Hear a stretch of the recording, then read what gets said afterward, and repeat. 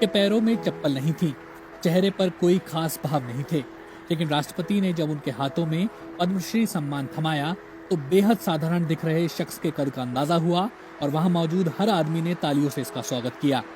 सोमवार को साल 2020 के लिए जिन लोगों को पद्म सम्मान दिए गए उनमें से कईयों की पृष्ठभूमि बेहद मामूली है, लेकिन इनके हौसले और इनका काम इन्हें असाधारण लोगों में खड़ा कर देता है।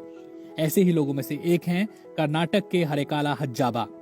निरक्षर होकर भी शिक्षा का महत्व समझने वाले हज्जाबा ने अपनी जमा पूंजी से बेंगलोर के पास अपने गांव में साल 2000 में एक स्कूल खोला था।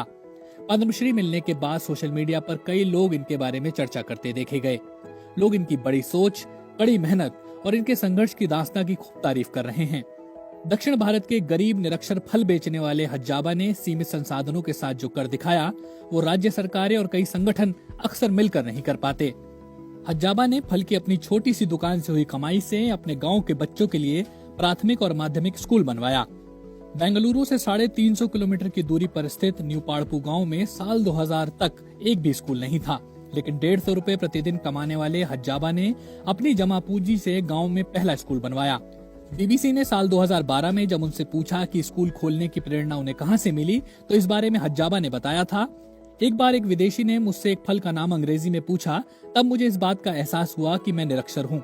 मुझे नहीं पता था कि इसका क्या मतलब है। उन्होंने कहा था, तब मुझे ये ख्याल आया कि गांव में एक प्राइमरी स्कूल होना चाहिए ताकि हमारे गांव के बच्चों को कभी इस स्थिति से गुजरना ना पड़े जिससे मैं गुजरा हूँ।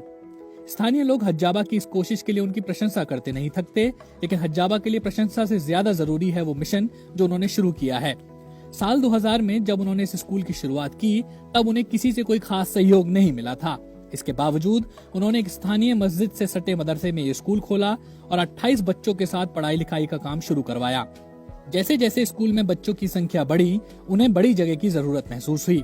तब उन्होंने कर्जे के लिए अर्जी दी और अपनी जमा पूंजी से स्कूल की एक इमारत बनाने की शुरुआत कर दी। हज्जाबा की इस लगन को देखकर कई लोग सामने आए और उनकी मदद में जुट गए, लेकिन हज्जाबा के लिए काम अभी खत्म नहीं हुआ था।